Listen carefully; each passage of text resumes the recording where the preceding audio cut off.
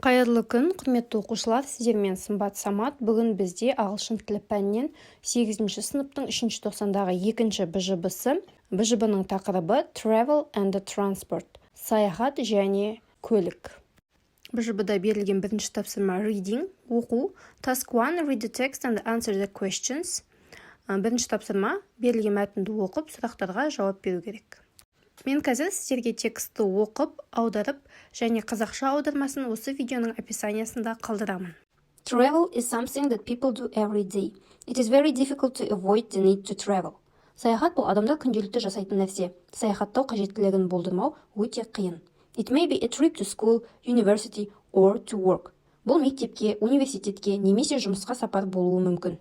Traveling can often take a long time, especially when great distance need to be covered. Саяхаттау көп уақытты алуы мүмкін, әсіресе үлкен қашықтықты бағындыру қажет болғанда. People often enjoy traveling abroad for holidays. Адамдар көбінесе демалыс үшін шетелге саяхаттауды ұнатады. However, for some people traveling is not fun at all. Алайда кейбір адамдар үшін саяхат мүлдем қызық емес. Some people suffer from travel sickness.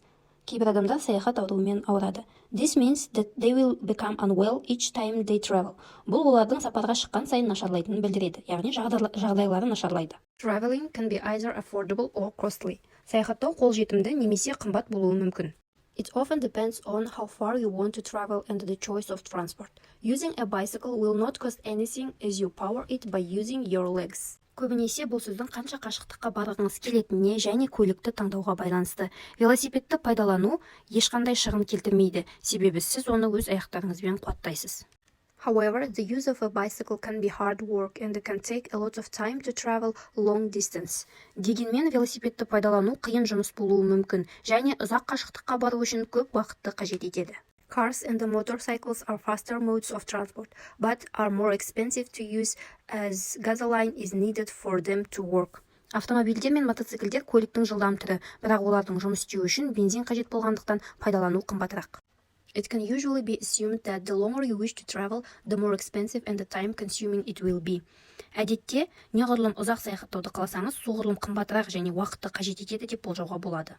The use of a plane is necessary for people wanting to travel very long distance. Ұшақты пайдалану өте ұзақ қашықтыққа барғысы келетін адамдар үшін қажет.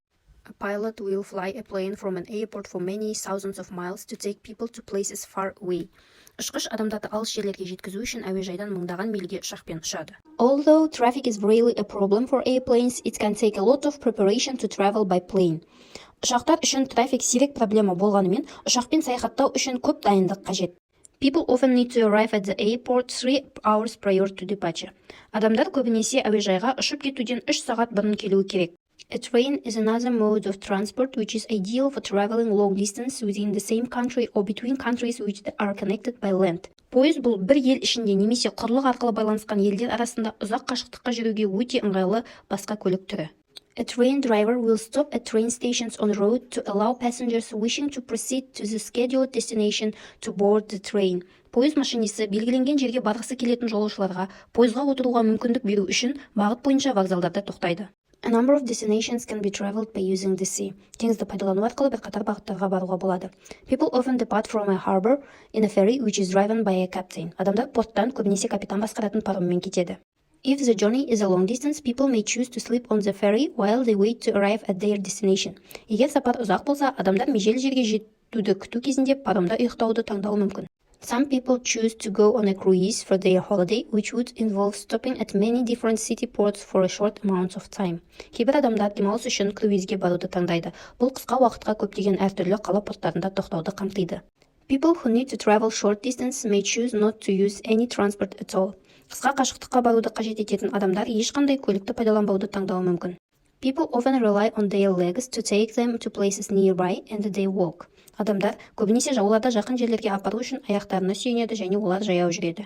This is often encouraged as certain modes of transport have been said to produce harmful emissions and damage the environment. Көліктің кейбір түрлері зиянды шығындылар шығарып, қоршаған ортаға зиян келтіретін болғандықтан, бұл жүйе ынталандырылады.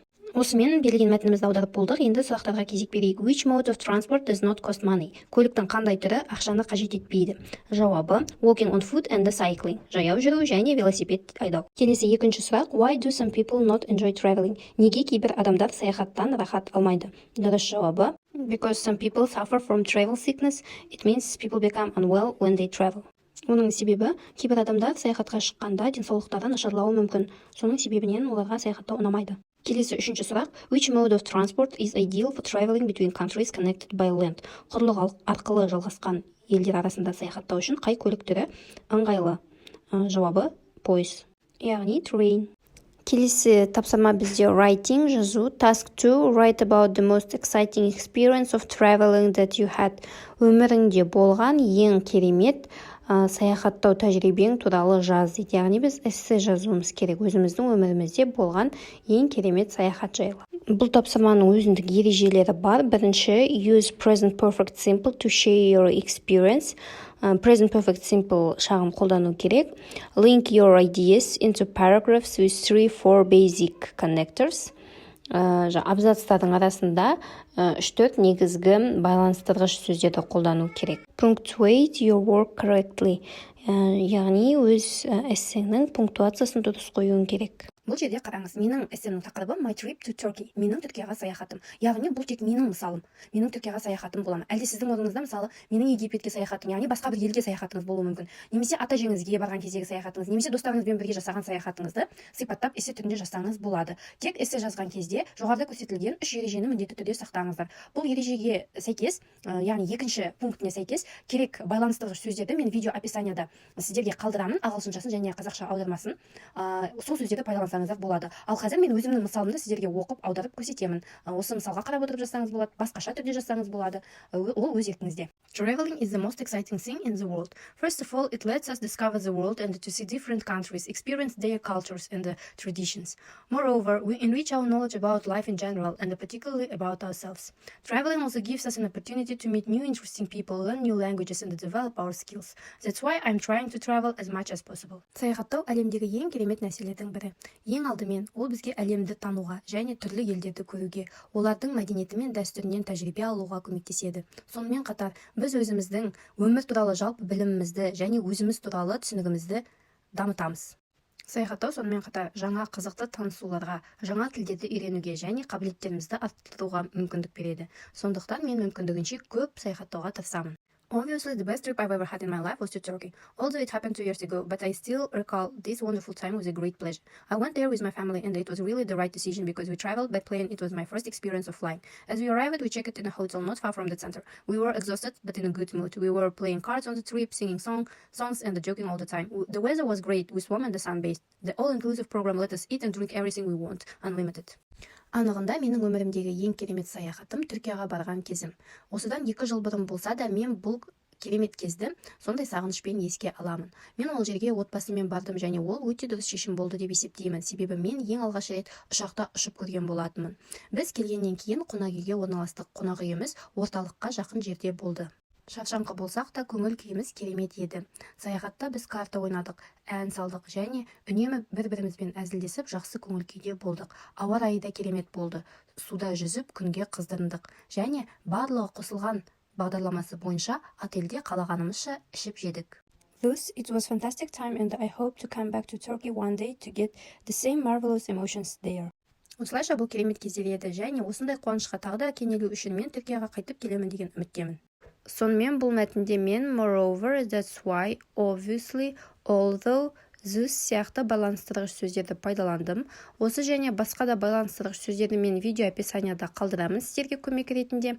Каналға тіркеліп, видеоға лайк басуды ұмытпаңыздар. Алда тағы да талдаулар болады.